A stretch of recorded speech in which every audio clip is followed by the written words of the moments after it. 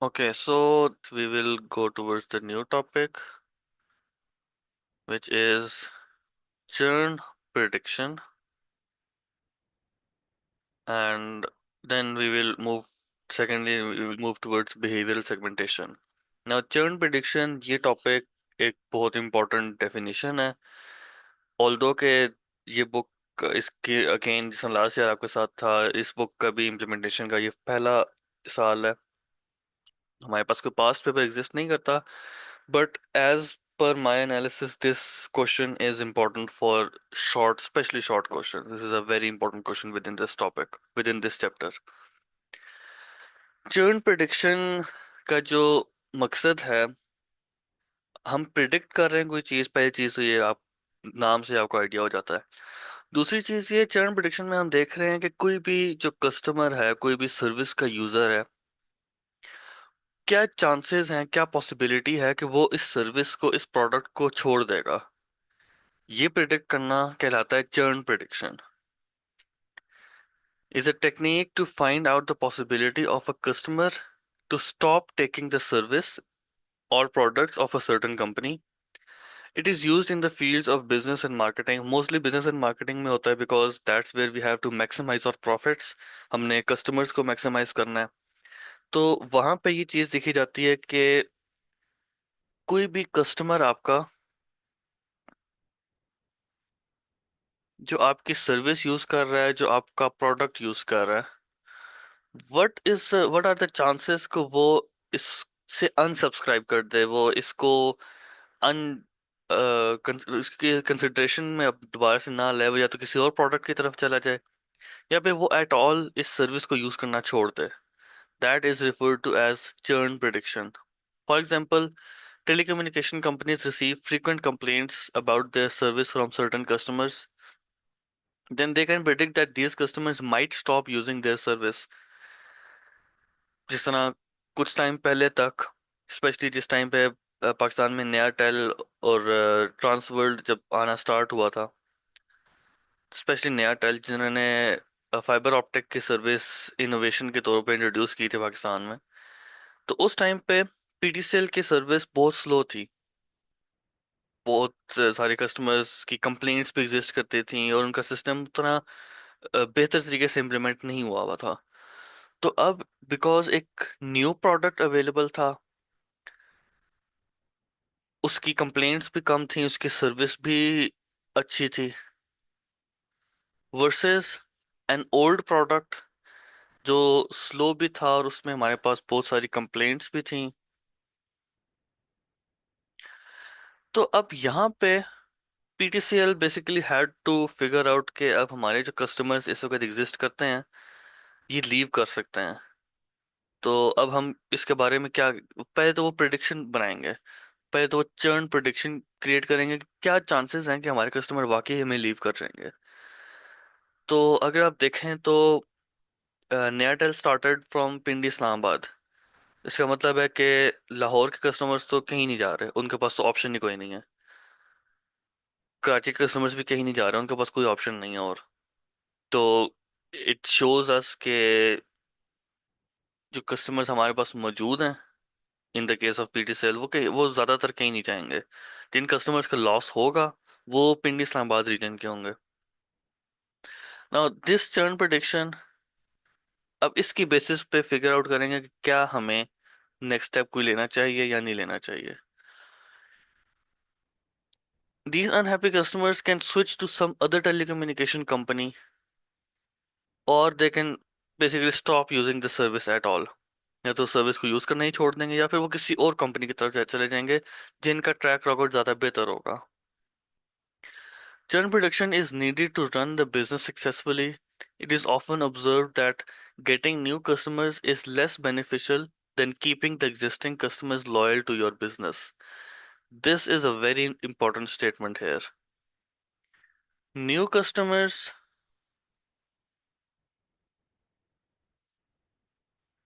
versus old customer, इन दोनों में जो मेन आपके पास, वैसे तो कहने को आप ये कह सकते हो कि नया कस्टमर आ रहा है तो पुराना आगे चला भी क्या तो कोई बात नहीं, कोई चेंज नहीं आया, हमारे पास कोई मेजर मसला नहीं हुआ, ऐसा नहीं है। जो ओल्ड कस्टमर आपके पास एग्जिस्ट करता है वो एक लॉयल्टी कस्टमर होता है। वो आपकी कंपनी के साथ, आपके प्रोडक्ट के साथ लॉयल होता है। लॉयल्टी से आपको क्या फायदा है? वो इवन इफ कोई अप्स एंड डाउन्स भी आ जाएं तो वो कस्टमर आपके प्रोडक्ट के साथ अटैच रहेगा, unless the things get way worse than imaginable. उस सिनेरियो के अलावा आपका जो ओल्ड कस्टमर है, it that customer will stay loyal. उसको रिटेन रखना, उसको मेंटेन रखना इज मच बेटर, इंस्टेड कि आप न्यू कस्टमर को परसू करो, leaving the old one in the dust. दूसरी चीज यहाँ पे अब आपके पास क्या इसमें इंपॉर्टेंस है, जो ओल्ड कस्टमर है वो आपको ऑटोमेटिकली न्यू कस्टमर लाके दे सकता है। उस ओल्ड कस्टमर के कोई फ्रेंड्स, कोई फैमिली, रिलेटिव्स, वो आगे और सजेस्ट करेगा लोगों को, मैं भी ये सर्विस यूज करता हूँ, तुम भी ये कर लो, मैं बहुत सालों से यूज कर रहा हूँ, तुम भी इसी सर्विस को, इसी प्रोडक्ट को यूज करो। तो इस तरीके से वो रिकमेंडेशंस की फॉर्म में आपको ऑटोमेटिकली न्यू कस्टमर ला के दे देगा।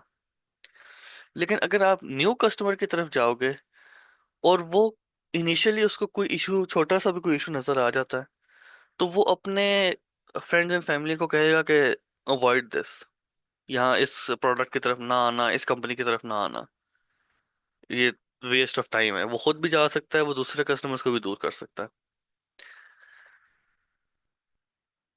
For example, a store is selling formal clothing, the store wants to predict which customers might stop buying in the future. The store will collect data about the customers, how often the customers buy clothing, which is the frequency, how long are they buying, brand loyalty, any feedback they provide about their products। तीन हमारे पास data points आ गए। एक है हमारे पास frequency of purchase, दूसरा है हमारे पास loyalty, और तीसरा है फीडबैक। अगर कोई कस्टमर बहुत ज़्यादा फ्रीक्वेंसी के साथ परचेज करता है और इसी ब्रांड को, स्पेसिफिक ब्रांड के पास ही फ्रिक्वेंटली आता है, और उसका फीडबैक भी पॉजिटिव है, तो इसका मतलब है कि according to the churn prediction ये कस्टमर कहीं नहीं जा रहा, ये कस्टमर आपके पास रिटेन रहेगा। लेकिन ऐसा कस्टमर जो बहुत कम कम आता है, उसका, in this case formal clothing की कंपनी है, तो उसका वो फॉर्मल क्लोथिंग बहुत रेयर ओकेजन्स पे उसको यूज करनी होती है, तो वो बहुत कम यहाँ पे आता है। Loyalty, the customer doesn't care कि कौन सा ब्रांड है, वो इस ब्रांड पे भी आ सकता है, किसी और ब्रांड पे सेल है तो वहां चला जाएगा, किसी और पे उसको कलर पसंद आ गया वहां चला जाएगा। तीसरा फीडबैक, उस कस्टमर का फीडबैक पॉजिटिव नहीं है, वो कस्टमर कहता है कि आपके पास वैरायटी एग्जिस्ट नहीं करती, आपके प्रोडक्ट की क्वालिटी अच्छी नहीं है, आपकी कस्टमर सर्विस अच्छी नहीं है, आपके स्टोर का एनवायरनमेंट अच्छा नहीं है, किसी भी किस्म का रिव्यू है। तो इस तरह का जो कस्टमर होगा, उसके अकॉर्डिंग टू चर्न प्रेडिक्शन आपके प्रोडक्ट को छोड़ के चले जाने के चांसेस हाई होंगे। So after applying various algorithms and visualizing the results, the store might observe that some customers are not visiting the store as often। वही बात आ गई कि कुछ कस्टमर्स हैं जो कि रेगुलरली नहीं आ रहे। Some other customers, they might be visiting the store more often। Then the store might send some personalized offers to the customer, which can reduce the possibility of losing the customers। अब ये जो personalised offer है, ये आपके पास एक email की form में आ सकती है।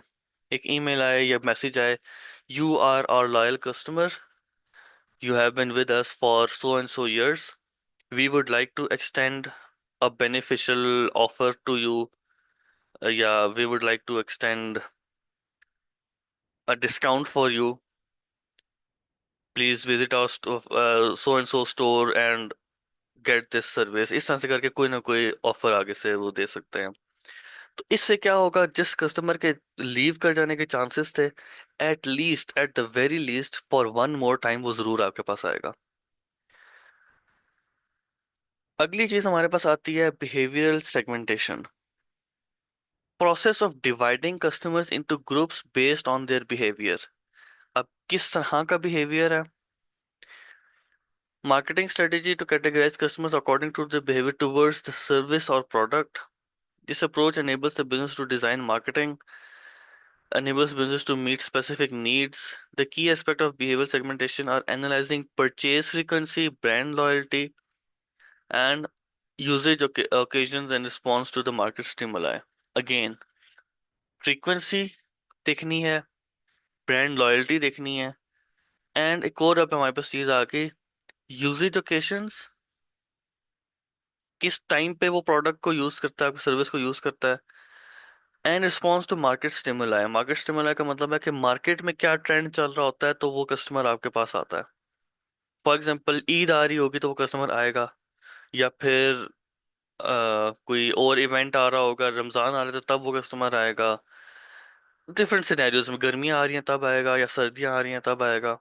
तो इस ये चीजें होती है मार्केट स्टिमुलाई, जो चीजें मार्केट के अंदर चेंजेस लेके आ रही होती हैं। तो इन एस्पेक्ट्स को हम कंसिडर करते हैं और फिर हम फिगर आउट करते हैं कि कस्टमर का बिहेवियर किस तरह का हो सकता है।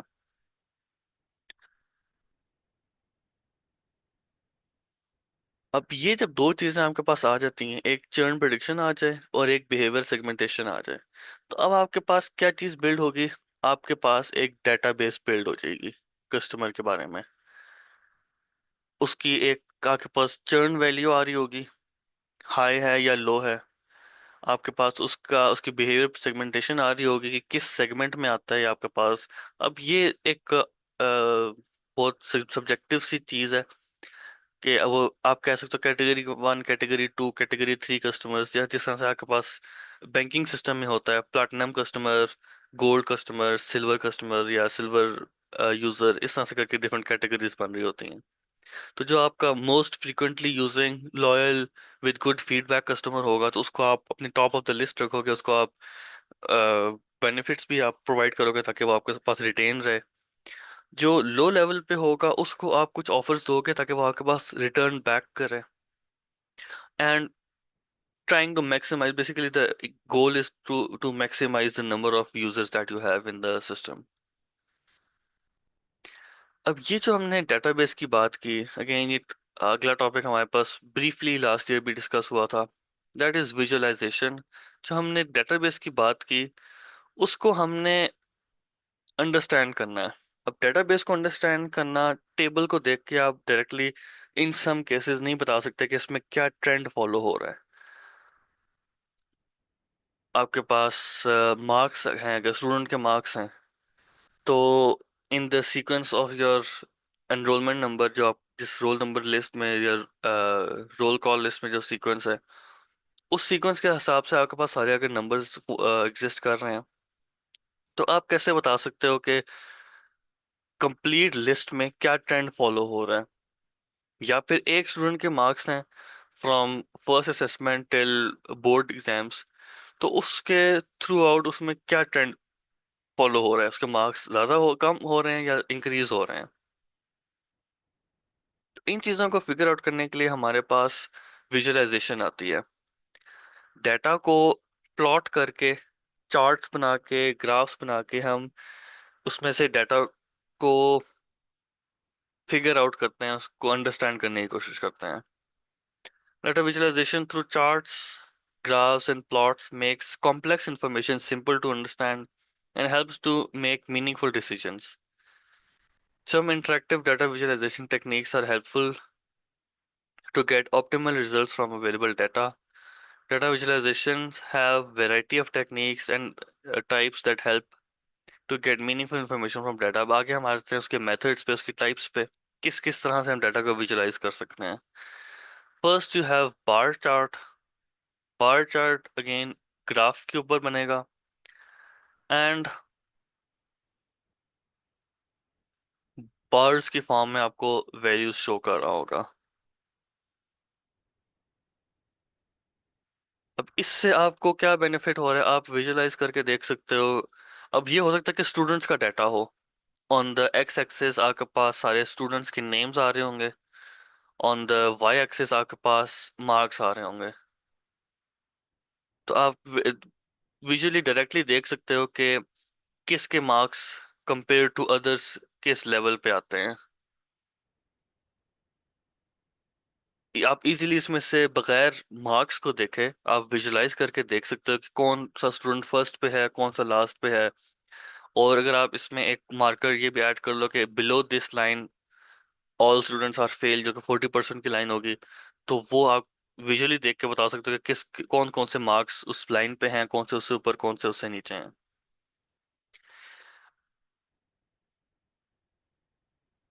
This method of visualization is used to show comparison among discrete values।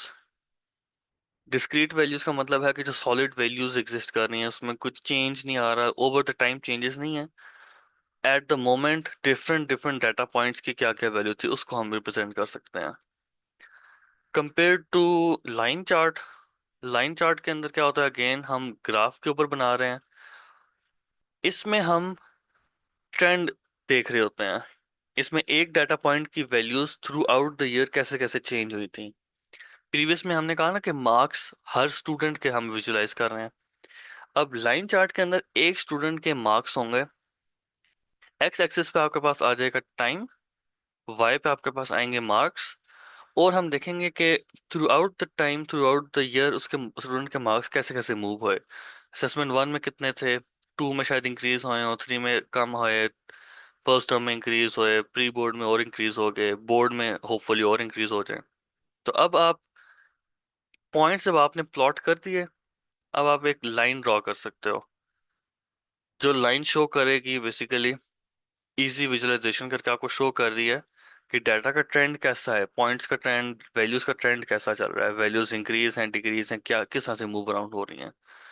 Increase हो रही हैं शुरू में, फिर फॉर अ मोमेंट डिक्रीज आया, फिर एक कांस्टेंट इंक्रीज आ गया। तो अब बगैर ये देखे कि मार्क्स क्या थे, हम मार्क्स को नहीं देख रहे, हमने जस्ट विजुअलाइज करके देख लिया कि डाटा के अंदर ट्रेंड किस तरह का एग्जिस्ट करता है। नेक्स्ट आपके पास आता है पाई चार्ट।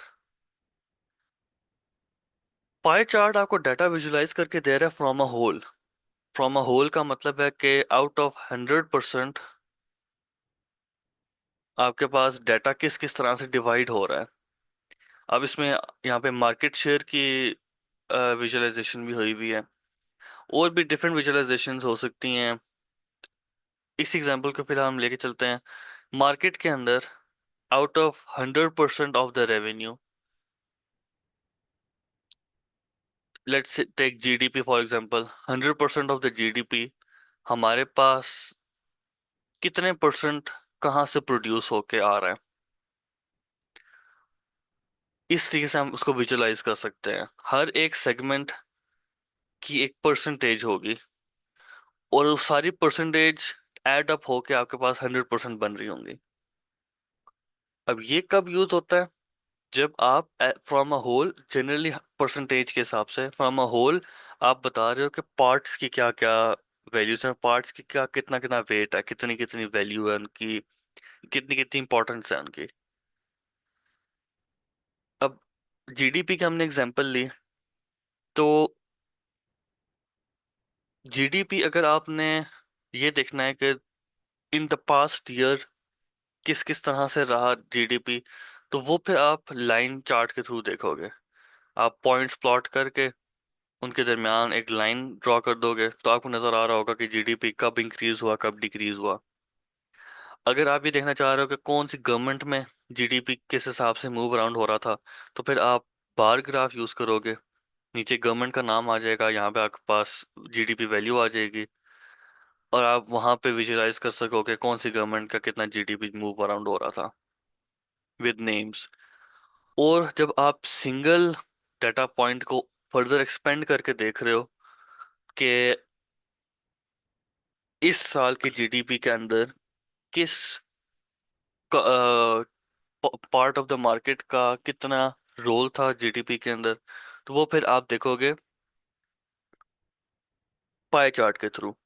पाई चार्ट से हम रिप्रेजेंट करेंगे कि कितनी कितनी वैल्यूज एग्जिस्ट कर रही थी, कितनी परसेंटेज कौन सी चीज ने कितनी कितना परसेंट जीडीपी प्रोड्यूस किया था। इसके बाद हमारे पास आता है scatter plot, use to display the relationship between numerical values. Scatter plot में कोई ट्रेंड एग्जिस्ट नहीं करता। जैसे हमने कहा कि हम लाइन चार्ट के अंदर प्लॉट्स बनाते हैं, उसके बाद हम कहते हैं कि okay these all values are showing a certain type of trend. Scatter plot में ऐसा नहीं होता। स्कैटर प्लॉट भी आपके पास ग्राफ के ऊपर बनता है, लेकिन इसकी सारी वैल्यूज स्प्रेड अराउंड हुई हुई होती हैं। अब इसके अंदर से ट्रेंड आप कैसे फिगर आउट कर सकते हो? इसमें आप ट्रेंड ऐसे फिगर आउट कर सकते हो कि एक हर एक वैल्यू को ऐड अप करके, हर क्लोज इनफ वैल्यू को ऐड अप करके आप उसका एक मीन फाइंड करते हो, एक एवरेज वैल्यू। वो एवरेज वैल्यू एक लाइन को रिप्रेजेंट करती है। वो line between all these plots, between all these points move कर रही होगी। ये एवरेज वैल्यू होगी। This is not the actual trend, this is the average value of all the plots, all the points. जो actual points हैं वो randomly scatter हुए हुए होंगे, लेकिन इवन दो कि वो रैंडमली स्कैटर्ड है, उनके अंदर स्टिल एक ट्रेंड एग्जिस्ट कर रहा होगा। तो इस तरीके से हम फिगर आउट करके दिखा सकते हैं कि this is the type of trend that we are following and this is the type of result we will be getting from it.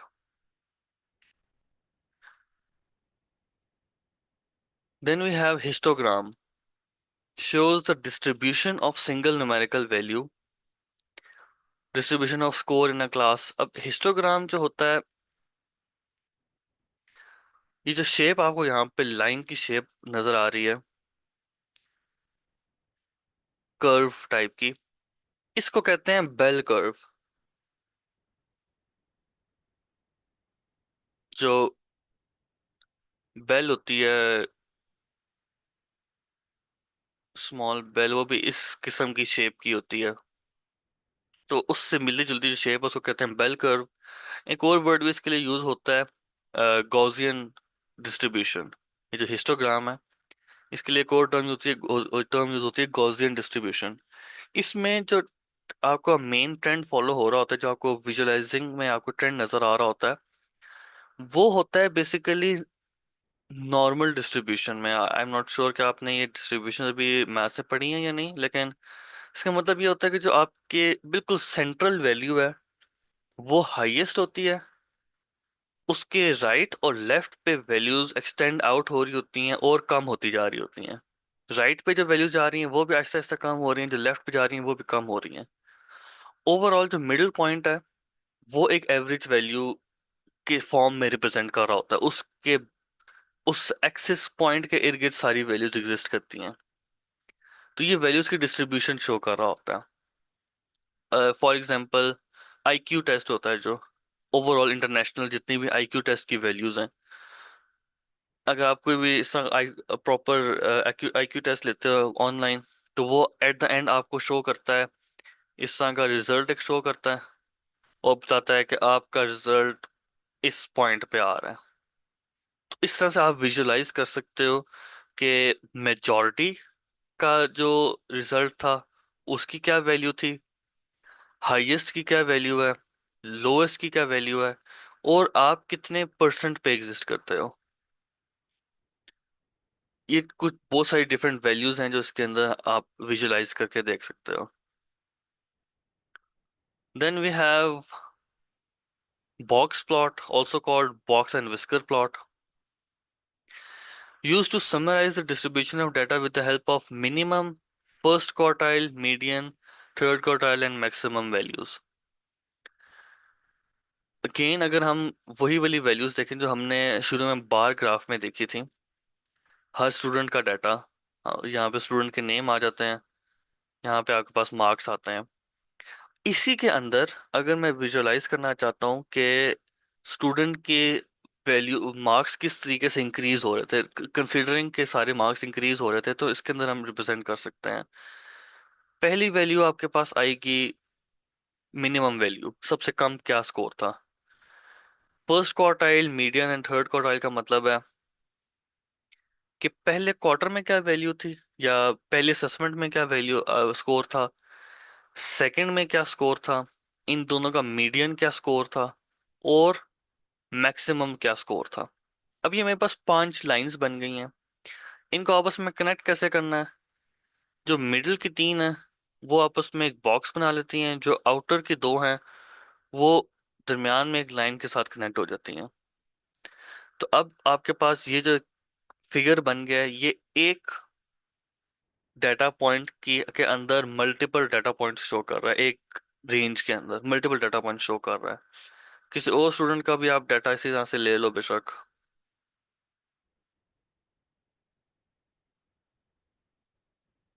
अब ये भी शो कर रहा है कि सबसे कम मार्क्स उसने क्या अचीव किए थे, नेक्स्ट में क्या अचीव किए थे, उससे अगले में दरमियान में क्या मार्क्स, मैक्सिमम मार्क्स उसने क्या अचीव किए। तो ये एक ट्रेंड आपको डिस्ट्रीब्यूशन के अंदर शो कर रहा होता है कि एक डाटा पॉइंट किस तरीके से मूव अराउंड हो रहा है, उसकी वैल्यूज कैसे कैसे चेंज हो रही हैं। इसके बाद हमारे पास आ जाता है heat map. Heat map in the form of matrix data values are shown by using colour intensity. अब कलर इंटेंसिटी के तौर पे आपको शो करेंगे कि उस स्पेसिफिक पॉइंट के अंदर जो वैल्यू एग्जिस्ट कर रही है वो कितनी हाई है, कितनी कितनी ज्यादा वैल्यू उसके अंदर एग्जिस्ट कर रही है। यहाँ पे जो डाटा इन्होंने यूज किया है वो है कलर ऑफ फ्लावर्स। हाँ, फ्लावर का क्या कलर या फ्लावर के अंदर मेजरमेंट में क्या चेंज आ रहा है इन रिलेशन टू टेम्परेचर। आप देख सकते हो यहाँ पे जो रिलेशनशिप एग्जिस्ट कर रहा है, because this is a chartered value. तो इसमें कितनी पेटल की क्या विड्थ है उस टाइम पे, जो सेपल होता है, जो उसका उसकी स्टेम होती है, उसकी क्या लेंथ है। पेटल की अगर कोई स्पेसिफिक विड्थ है तो उस टाइम पे उसकी स्टेम की कितनी विड्थ है। पेटल की विड्थ के साथ पेटल की लेंथ कितनी है, पेटल की विड्थ के साथ विड्थ, तो खैर वो वन ही पॉइंट आपके पास सिंगल पॉइंट बनता है। इसको विजुलाइज आप इसकी बेहतर एग्जांपल आपके पास इस तरह से आप इसको इमेजिन करो, जहां पे कभी आपने मल्टीपल रिलेशंस एग्जिस्ट करने बनाने मल्टीपल वैल्यूज के दरमियान। आपके अगर होता है गेम्स हैं, स्पोर्ट है कोई, जो one on one, one versus one होगा, उसमें आप कह सकते हो let's take three students in this example, student one two three, three two and one. Student one जब स्टूडेंट थ्री के साथ गेम में था, जब स्टूडेंट थ्री के साथ उसने मैच किया, तो उस टाइम पे उसका क्या स्कोर आया, लेट्स से कि 100 में से 80 स्कोर उसका आया। स्टूडेंट वन ने जब स्टूडेंट टू के साथ मैच किया तो उसके बाद उसका 70 स्कोर आता है। Student one versus student one possible नहीं है, तो उसको हम 1 या 100 की वैल्यू दे देते हैं, because it would remain the same. Student two versus three, let's take 50, two versus two तो 100 आ जाएगा, two versus one, three versus three आपके पास 100 आ जाएगा, थ्री वर्सेस टू पहले भी हमने देखा 50, थ्री वर्सेस वन 80। अब ये जो आपके पास वैल्यूज आ गई हैं, इनमें लेट्स से कि आप जो मल्टीपल कलर्स आप लेते हो, those are red for the hottest area या the darkest area with the most value. Will take orange for the value less than that. We'll take yellow for values even lower, and green for the lowest values. अब इसमें इस तरीके से हम visualise करके देख सकते हैं, बगैर वैल्यूज को देखे, कि कहाँ पे आपके पास हाईएस्ट वैल्यूज आ रही थी, जो कि आपके पास ये वाला डायगोनल बन रहा है, कहाँ पे आपके पास उससे कम वैल्यूज थी जो कि आपके पास कॉर्नर एजेस बन रहे हैं, उससे कम वैल्यूज इस डायगोनल में आ रहे हैं, और लीस्ट वैल्यूज आपके पास इस डायगोनल में आ रही हैं। तो हीट मैप बेसिकली आपको कलर्स की फॉर्म में डाटा की रिप्रेजेंटेशन दे देता है। आप विजुलाइज करके देख सकते हो कि कहाँ पे कितना डाटा इंपॉर्टेंट है, कितना डाटा हाई पीक पे जा रहा है। लास्ट है bubble chart. Similar to scatter plot, but it has a third variable which is represented by the size of the bubble. हमने स्कैटर प्लॉट ऑलरेडी देखा था, उसमें values just randomly move around हो रही थी। लेकिन अब इसमें हो सकता है कि ये तो हमारे पास X axis and Y axis की बेसिस पे थी कि ये प्लॉट कहाँ पे आ रहा है। अगर आपने थर्ड एक्सिस भी डालना है, जी एक्सिस के ऊपर भी देखना है, तो आप ऑन पेपर तो 3D नहीं रिप्रेजेंट कर सकते। तो उसका तरीका ये है कि आप इस सर्कल के साइज के थ्रू थ्रू रिप्रेजेंट करो कि ये डाटा कितना, इसके अंदर थर्ड वैल्यू कितनी हाई है।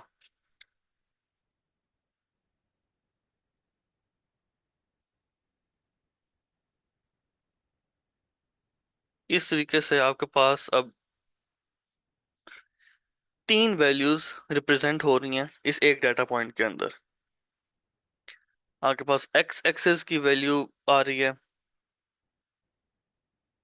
एक वैल्यू आपके पास वाई एक्सिस पे आ रही है, और थर्ड वैल्यू जो कि जी एक्सिस की है वो साइज की फॉर्म में, साइज ऑफ द सर्कल की फॉर्म में आपके पास रिप्रेजेंट हो रही है। जब आपके पास तीन वैल्यूज आ जाए, इनको कैसे रिप्रेजेंट करना है, तो आप बबल चार्ट यूज कर सकते हो।